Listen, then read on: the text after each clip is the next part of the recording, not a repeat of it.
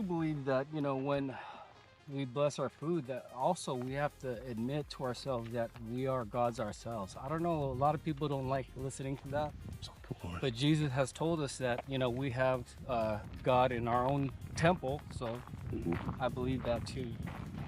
I do as well. That's actually something that had come up when I was speaking with this gentleman. It did come up because he had a real deep Catholic background, and he said when the ceremonies that he did with the Ibogaine, he said it changed his religious perspective to a place where he saw it just as you said. And I had mentioned that I came to that understanding as well, that Jesus never intended to be worshiped. He only wanted to give us a guidance of how we are empowered ourselves as creators and manifestors. And we're not supposed to be worshiping idols. Yes. We're only supposed to follow the guidance that we have the power in ourselves as manifestors, and we have to be careful and intentional and pure. Right. As we unlock that power. It might not be given to us if the purity is not pristine to an extent. I don't know. I'm not the judge or a person that grants that, but I think, you know. I am definitely understand where you're coming from on that. And I got to say, you're not the only one feeling that same thing. That's another aspect of what keeps coming up, is this collective consciousness awakening. How some people are at the front of that right now. Yes. Guiding other people who are starting to have the awakening, but we've already been a little ways, you know, going through the harder tribulation by ourselves. I'd like to say this too. Just this is the first time I met Elton, and you know, I like to survey the frequencies that I get, and I believe this man is a forefront of the pioneer movement to unleash this key of information that was hidden from us from ancient, you know, to help represent and advocate, you know, for the human of mankind. Not so Star Trek-y, but you guys understand what I'm trying to say. I like to just say that. Appreciate that. And I definitely want to say on top of that is I try to always put out on top of things like that, like no ego.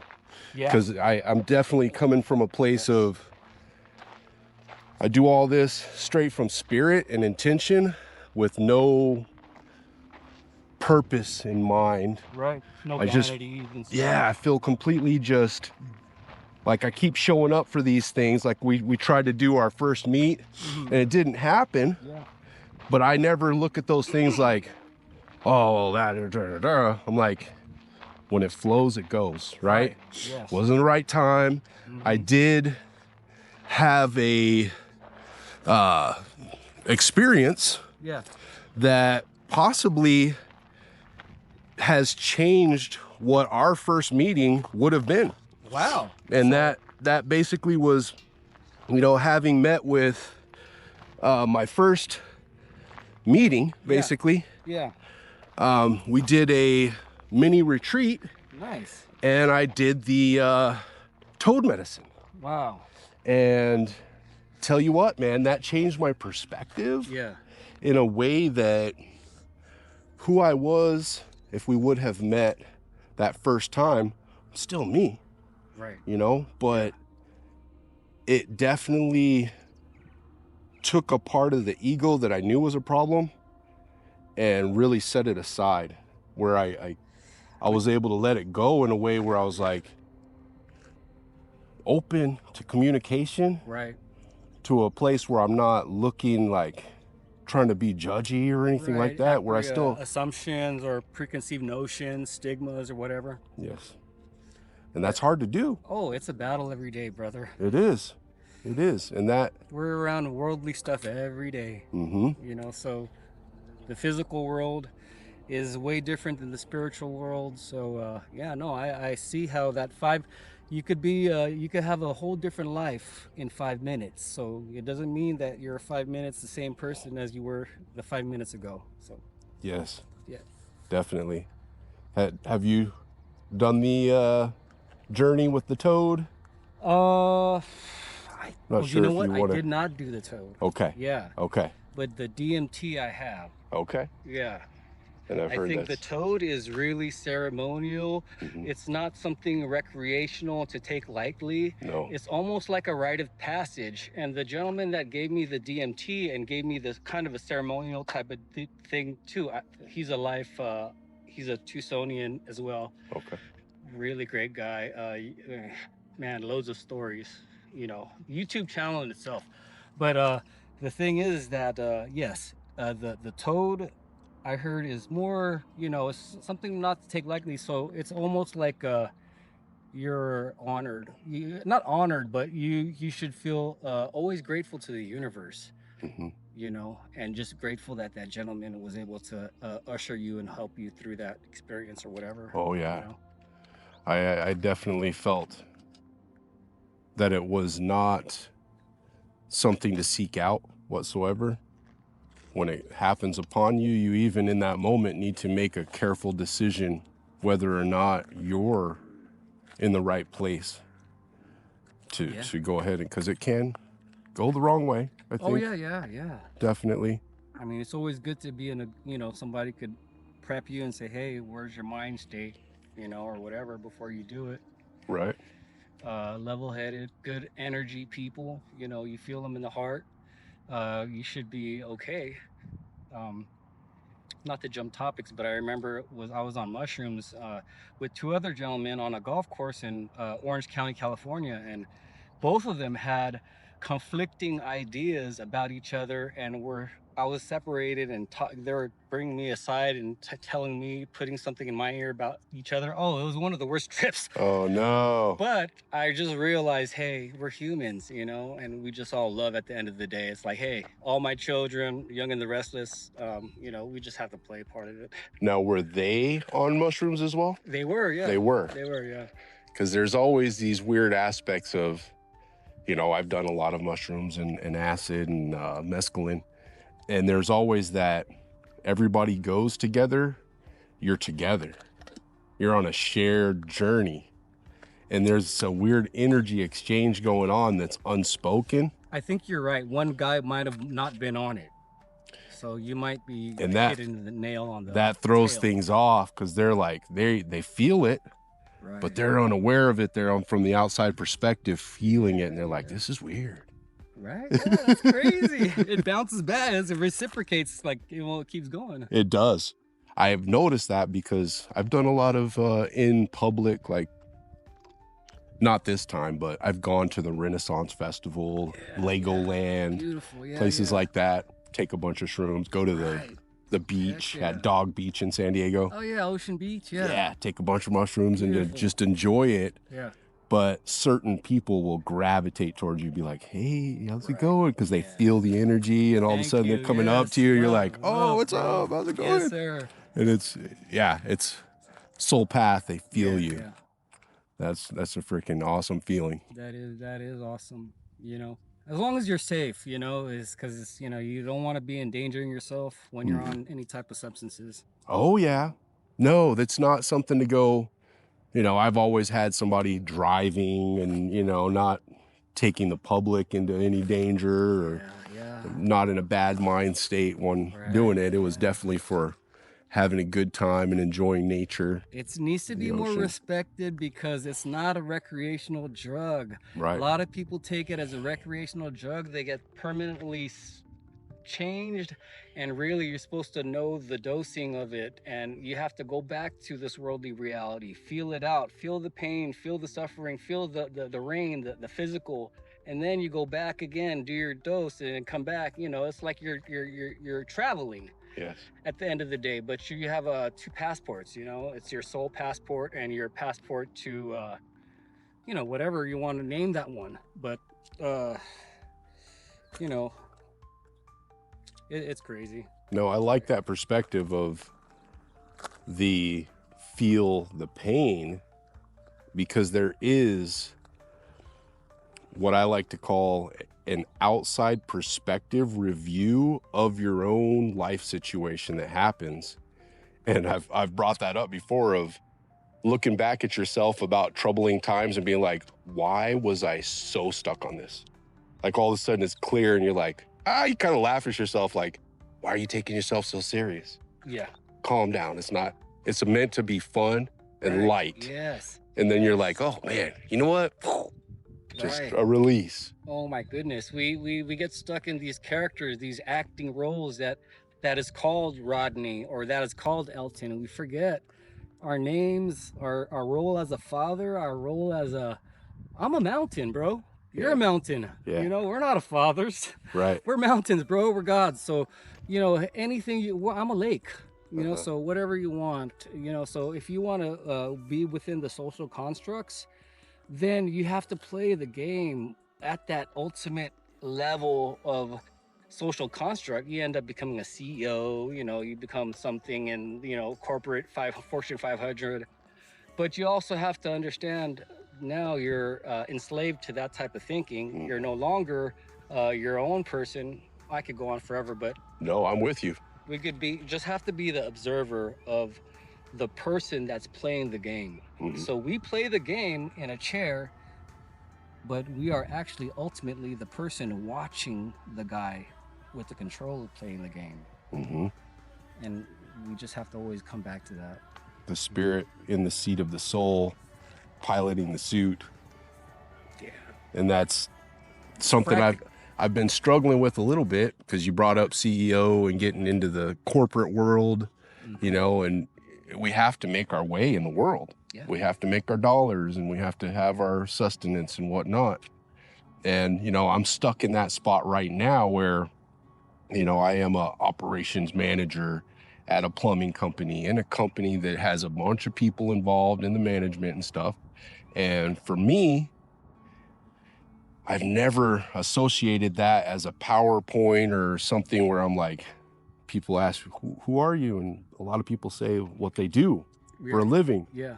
And I'm like, well, I'm a poet and an artist, and I like to do hiking, and I like to do this and that. Right. They're like, that's not what I mean. What do you do? Yeah. Oh, I'm a plumber and this and that. Right. And it's like, let's go to that zone of what do I do?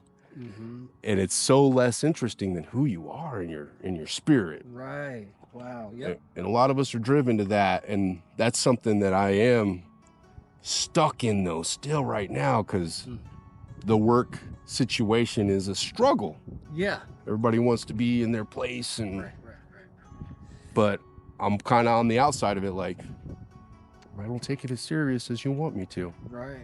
I just do my job and show up, and it's a problem. I can tell it's a little bit of a why aren't you upset about numbers and I'm like, we just keep doing what we do and it works out, man. Why don't you take your work home with you and think about it for like all the hours at home? Yeah. You're not that dedicated? Oh yeah, right? Gotta have a life. Right. Definitely, like, what are we living for if we're not living? Yeah. Can't all be work. Oh, it cannot. So that's why sometimes if you see a schizophrenic person that is homeless, he might be in a different dimension. If you ever watch 12 Monkeys, he might be in a different dimension on his own time, and you know, you don't have to really. He's not putting himself or herself in any social construct. So at the end of the day, who won the game of life? He might be physically hungry, maybe.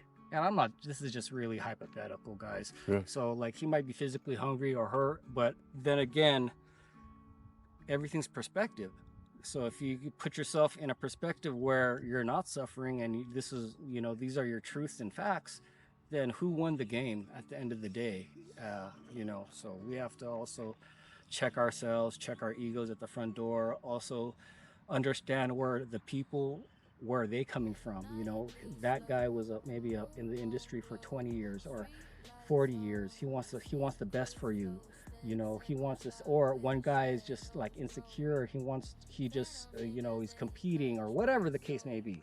You know, and that's a point that brings me up to like Gandhi or somebody like that, where we're looking at status as the measure, social status as the measure, but then that was never somebody who's revered like the Dalai Lama or Gandhi, where they gain their status through suffering, sacrifice, self-sacrifice, and being open to love and caring for others at the detriment of their own place in society and their own health and welfare. Right.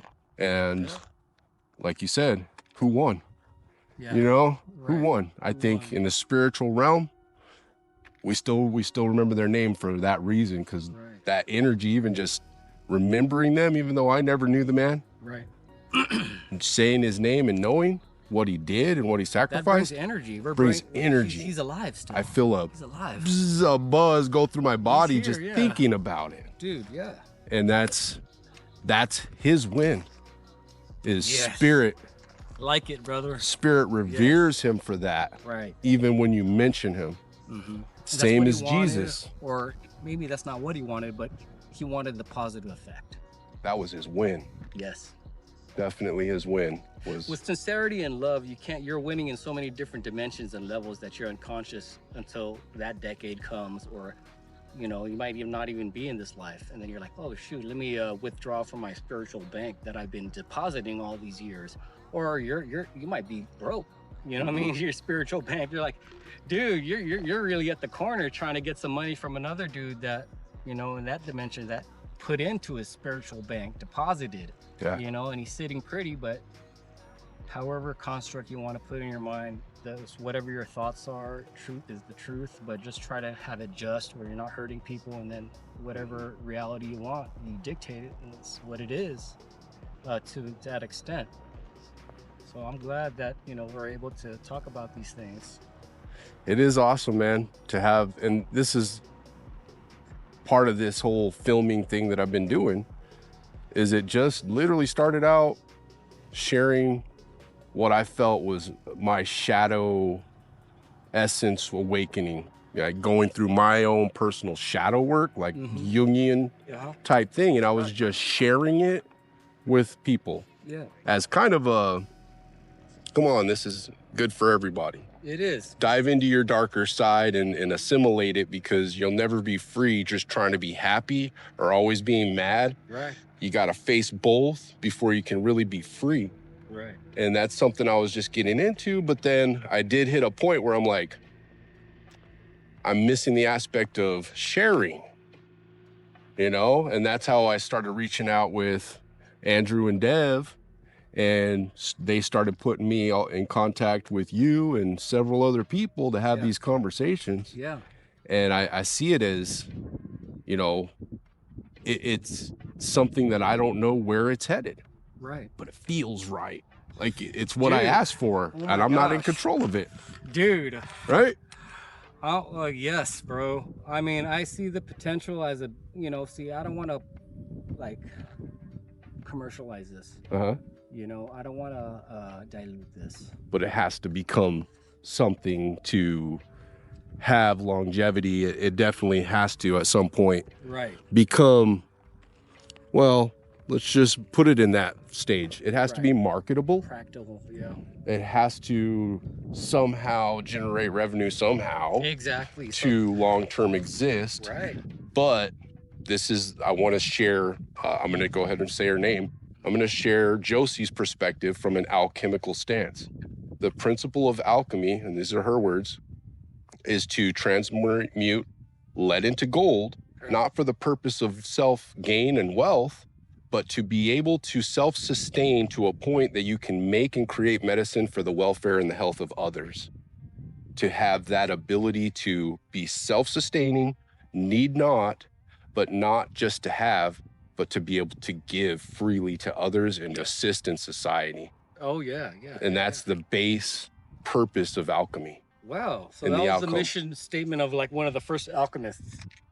This is what she told me. And from what I always understood it, I thought alchemy, I took it, the Philosopher's Stone, was to gain your essence in a sense of combining feminine and masculine properties in yourself to become whole. Okay. And to hold your energy and fill your energy to a point where you ascend in your vessel to a point that, like Carlos Castaneda said, once you push your energy body out, then you start to feel the filaments and contact the filaments outside of yourself, and spirit can contact you once you have the highest resonance possible.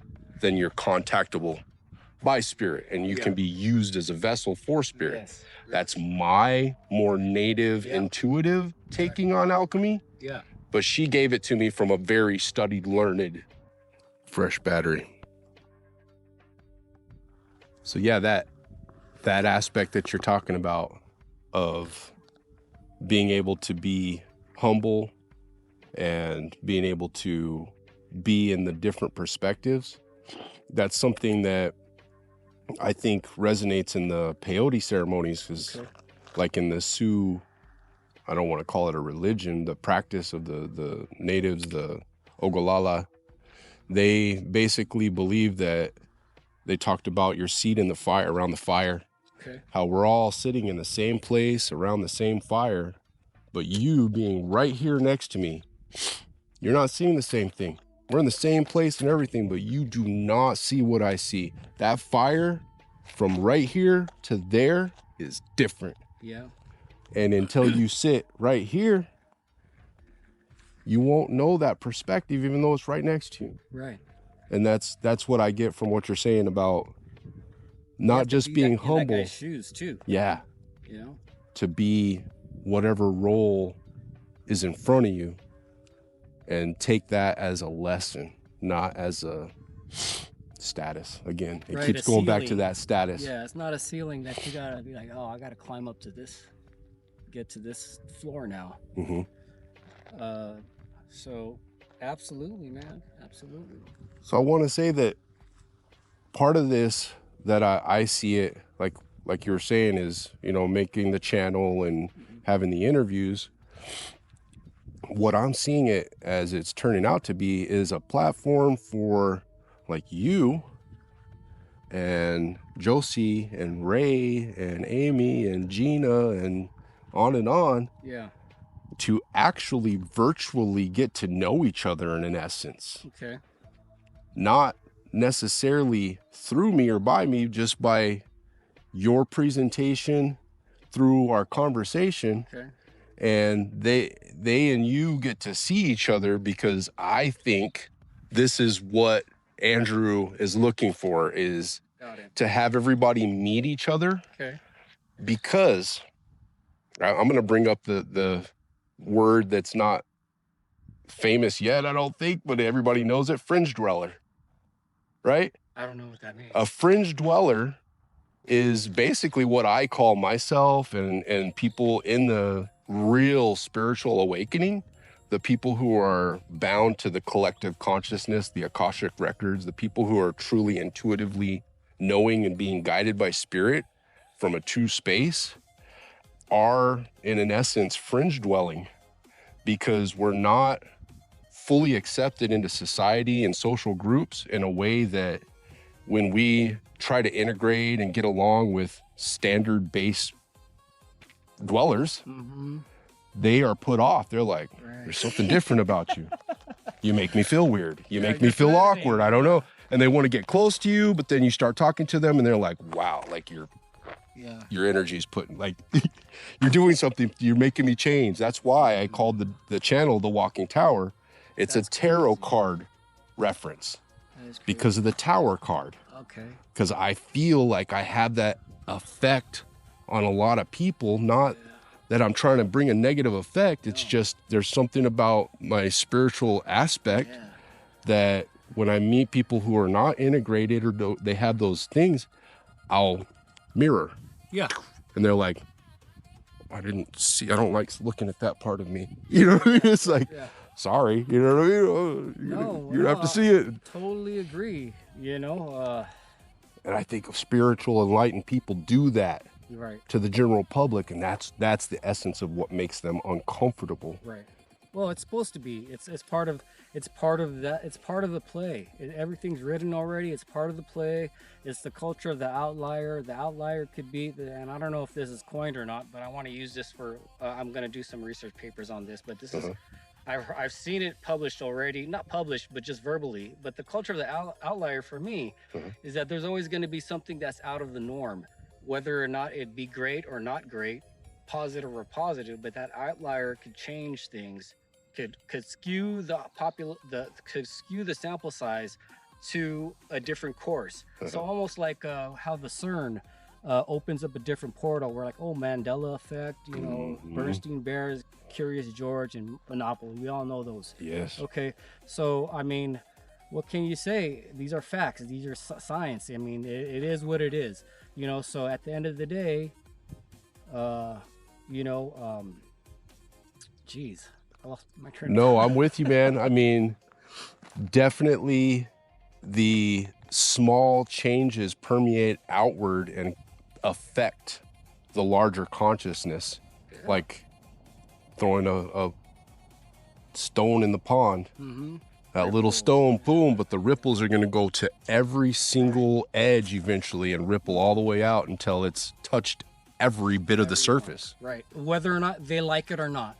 And it could be a frog that was trying to get a mosquito, and it's like, man, this wave messed me up from getting that mosquito. But you know what? That was part of nature, because you might get a different mosquito in a different place and just have a happier thought during that time. You know, everything every 5 minutes is different. Every day is different. It's a whole new life the next day. Yeah. It's like you press reboot, and you're living a new life every morning you wake up. Yeah. So, like I said, like you said, when you bring energy to a room, or you could go to the room and survey the energy, or you could just feel it, and it's sometimes unintentional, it's just unconscious. You give off a vibration that rocks other people's vibrations off. So if you are outcasted, if you are fired, even, I remember actually been fired because of that. I have. You know, sincerity, and just a little bit of smiles could, you know what I mean? They don't like that. So at the end of the day, you know, you got to go. I mean, there's so many different things like OSHA. People make a job out of being, hey, why'd you fire me? Retaliation, they'll get a lawsuit. You know, I don't want to go into that, but the whole point is, why waste your energy on all of that nonsense while something is opening up for yourself that's bigger and better or more mature? Because you know, that environment that room you walked in, that you offsetted that thing, you were not meant to be exposed in that room for a long time. You were just meant to hit your ripples and dip out. Yeah. And then, not saying and being vain that, hey, we appreciate that rock you threw in our little room, and that those vibrations is what changed our whole lives. No, it could be like, man, that guy did this, did that, did this, but you know what? They're going to learn something from it, and it's going to be positive something from it. But, you know, at the end of the day, when you're always upset at somebody, you're already on a wrong page. Yes. So the point is like, if you go into the room and you offsetted that frequency of that group of people for that quick amount of time, and you de-expose yourself, and you're a rare individual, you know, you're special, you know, you don't want to overexpose yourself or whatnot, or that's just how you are, you know, you just got to be yourself. Then you see, okay, you did your work, it's time for me to dip, because the dynamics are different. The universe told me this is what has to happen, and I move on to more beautiful, more better, or not more beautiful, more better, but more aligned opportunities to love, more opportunities to love and share. And sometimes you can't see it. You don't even know. It's a guidance thing. Yes. And that's honestly, you know, I'd take it back to personal. That's where I feel right now with my whole career and everything is, it's what I've put 18 years in, and I've got my license, and I'm too happy, man. I've got this whole thing, and then it's like, I don't fit. I don't fit. I'm just causing ripples, and nobody likes it. Yeah. Why is he so happy? Why isn't he all bummed out and worried? But I'm just show up and do my job and slough it off. And well, not sure that's appreciated. You know? It's like, yeah, well, sometimes you gotta eat the Doritos or drink the Kool-Aid. Yeah, go to the water cooler and say, hey, yeah, you need $5? Yeah. Hey. Try to have those conversations, and they're like, well, you don't drink? No, I don't drink. You're weird. Okay, cool. It's not that I didn't. I went to a psycho place when I used to drink, so I stopped drinking. Yeah. You know? Yeah. And what are the labels that are constructing that tells me that I'm somebody in this idea, or like it isn't, has nothing to, it's irrelevant to who you are, how it makes you feel, or what you represent as a soul. Is like really at the end of the day, it's a grain of sand in a billion beaches. Yeah. What you do. Yeah, the fact you don't drink or whatever. Yeah. It really. That makes you. It's a reflection. Somebody else. It's a reflection of basically how you treat yourself, in a sense. Because I gotta say, I had a lot of fun in my days of cut loose and do wild things. I had a lot of experience that if I had not have had, I may not be as settled as I am now, you know? And I don't discount that. I had a lot of fun doing bad things for myself and having these experiences, but it did put me in a place where now I can be at ease. Like, I had those experiences. Yeah. Now I want to do what's fulfilling to me is more normal things. Yes. You know? You got the flesh out. It's time for the love. Yes. Very much. We're older gentlemen now, sir. Right? That's it. Yeah. Absolutely. Season, brother. Yeah. Well, you wanna things probably physically to move and do all sorts of, you know, death. It defeats the rules of physics. But so seeing that gets into, because I you know, all spiritual things, right? So sorcery, dabbling in metaphysics, witchcraft, all those things. Okay. I have a very strong sense from childhood that all it truly is the collective will, belief, and focus of those intentions as a group is what causes manifestation. And that's the essence of what Jesus, Buddha, Allah, you know, all the prophets were all trying to teach is we have that power of manifestation. Right. You have to be careful with it. You have to measure it. You have to use it with intent. And if you, as a group, are focused on goodness, healing, and love, what will come of that are great things. Oh, yeah. Boundless. Boundless things that we can create. The aliens will tap in with us now. Right? Hey, I mean, no ego. Hey, honestly, when you bring that up, I'm like, that do group up and signal. You know, I mean, have you heard of the Bop Haley's comment? I mean, we're not going to kill ourselves. You know. Yes. Yeah. They definitely they did that, and it is a real thing. I mean, to think that we're the only sentient creations in the universe is kind of nearsighted, I think. Right. I don't think any of these superstructures and pyramids and, you know, Darren Cunyu and the blocks in Peru and even stuff right here in Utah and exactly. Grand Canyon. There's a lot of forbidden knowledge and history. A lot of Egyptian artifacts in Grand Canyon. Yeah, I've heard of that. I don't think we had anything to do with it as humans. Oh yeah.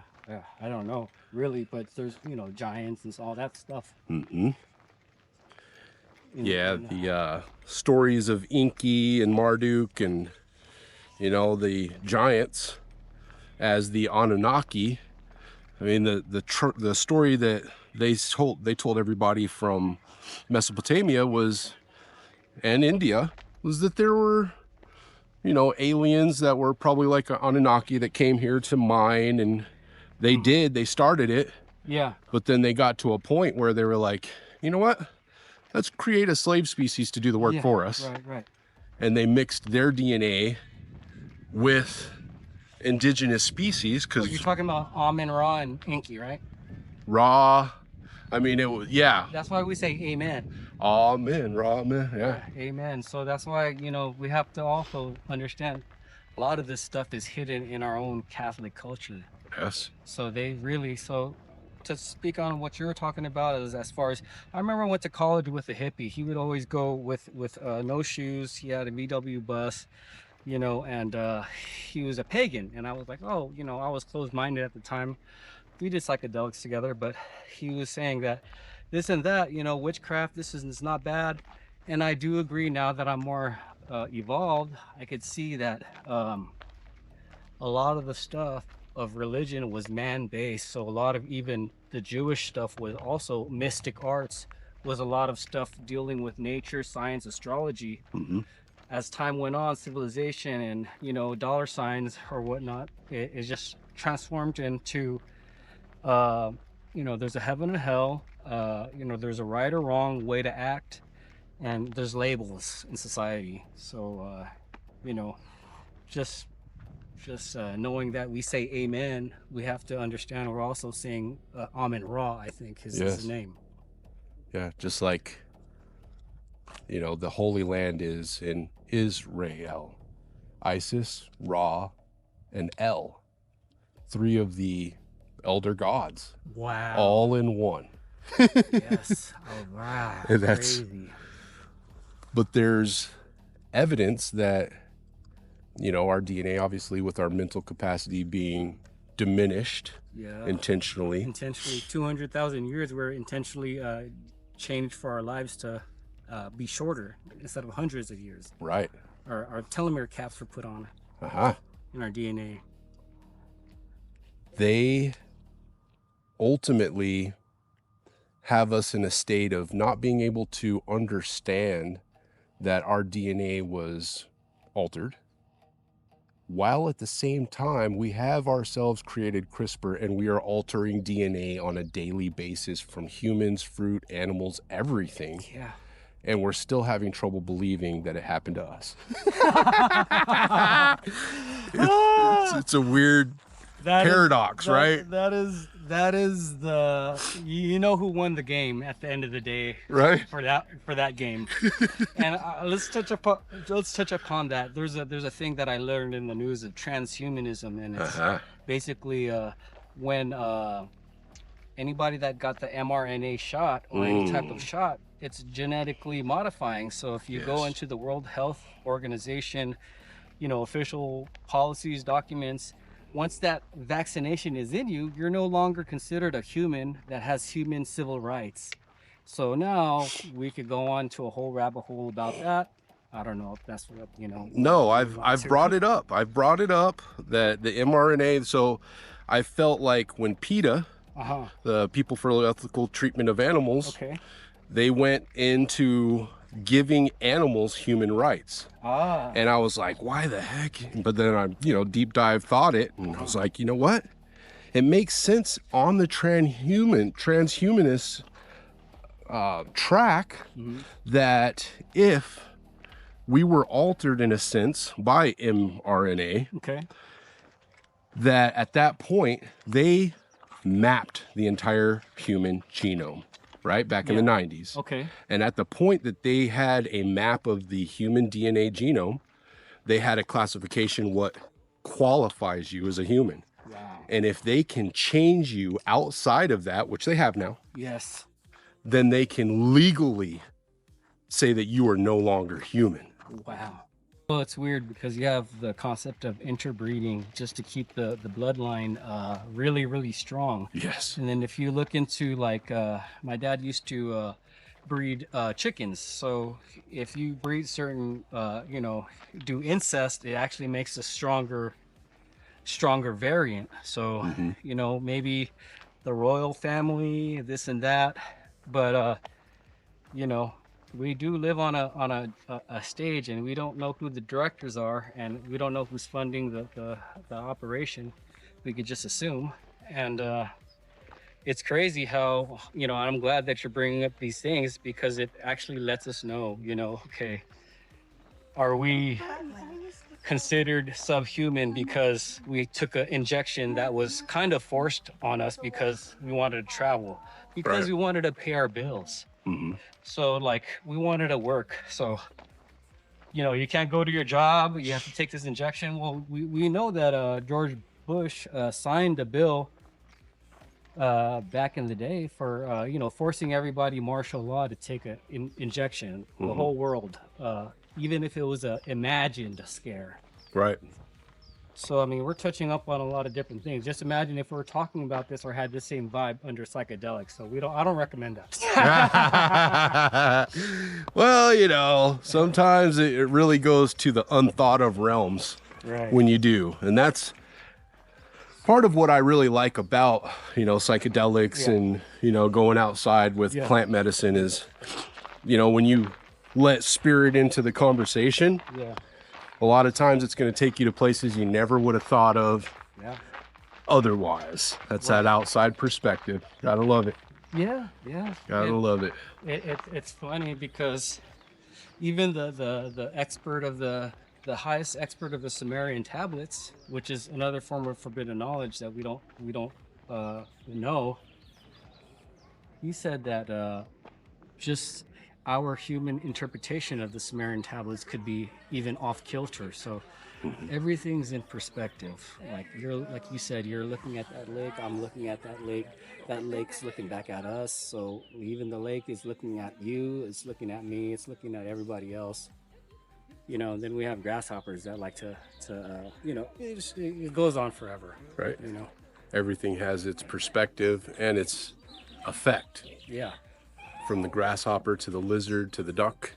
Oh yeah. We all input on reality. And that's something that I want to say with the power of the eye and perception that I've brought up several times is that, you know, physicists, because we were bringing up CERN, that they've found that reality is subjective upon observation. Oh, absolutely, yeah. So when the eye sees, it also somehow affects the essence on a material level of its physicality.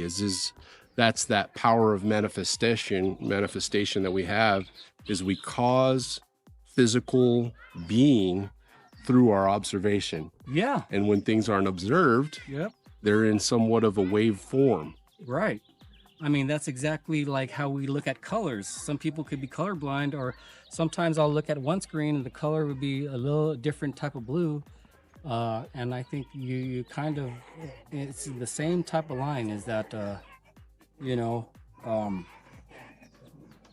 different waveforms. Different waveforms. Yeah. And then our ability to see it. It's our effect on it. Right. So we see the colors differently because we affect them differently. Right. Look at it that way. So that's a good one too. It ping pongs back and forth, and it gets so profound. You know, when you're at that fifth ping pong, back and forth fractally. Right? You know, but you know, it's so interesting because when you open a mirror, and you say if you're in a bathroom and you have a mirror here, and then you open your medicine cabinet, and you could see an infinite amount of like mirrors upon mirrors upon mirrors. So you could look in what's the mystic properties of silver, mystic properties of reflection, and what the mystics used to do with mirrors. That's a portal, you know. However you want to look at it, there's something on the other end of that mirror, you know, when it constantly revolving, a fractal, you know, it's just endless. I did a little strange trick with a mirror where I laid it down flat and put a divider down, and then had something on the other side of the divider.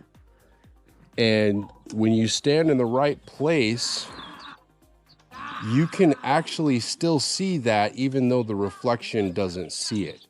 Yeah. Which does give you an essence of you are looking into a different reality, because it is whole as it is, even though it's not perceivable from its perspective. Yeah. It still exists in that other realm just as it is, even though it's not seen by the mirror. Jeez. I'm like, how is that? If it doesn't see it, how is it? No. Like, no. Oh my God, it's completely not reflecting, but it's there. So you're able to do that, and it worked? Yeah, it took a while to get outside of the, how can I see it on the other side? But it was honestly, I think, my tablet Okay. that I set down on the table. Yeah. And there was a bag on the table and there was something on the other side, and I got right in the right place where I was looking in the tablet and I could see something on the other side that it wasn't reflecting there. I was like, how does that even work? How can it see it there when it's... I think it was actually because I have a glass table and I had something set on it. Oh. And I was able to see the reflection of what was on the other side. And it's the observer effect. You could, like you said, whatever you want to see, whatever you think you want to see, you're not even conscious of what you want to see, it's going to happen. Yeah. And then as you get more in tune, like a fine-tuned guitar or harmonica, you'll be able to start seeing shit move like randomly, like, oh shit, what was that? I know I don't have an insect or like anything in the house. It's something's going on. It's just because your eyes are more open now to movements, energies. When you bring that up, ever since this last awakening experience that I had, I have been having that happen a lot.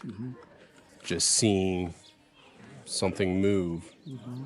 And I'm aware of it. Yeah. I see it. I see, like even today, we've had some of our conversations. We're standing there. I'll see a light in the sky. Yeah. And I look directly at it and there's nothing there. I'm like, that's weird. Yeah. Where the hell did that light come from in the sky? There's a lot of stuff that's around us that we cannot see. Obviously, we know there's ghosts that exist. So there's frequencies, there's all sorts of energies. Just the word that I say, like if you say beautiful sunflower, you created an entity right next to you that's invisible, that's a beautiful sunflower, because you created that for yourself.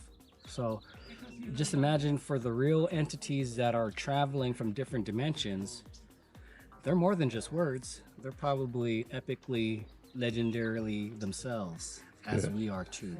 We're legendly and epically ourselves. We're just learning about ourselves. Bringing in that energy. It's awesome. I'm gonna close this.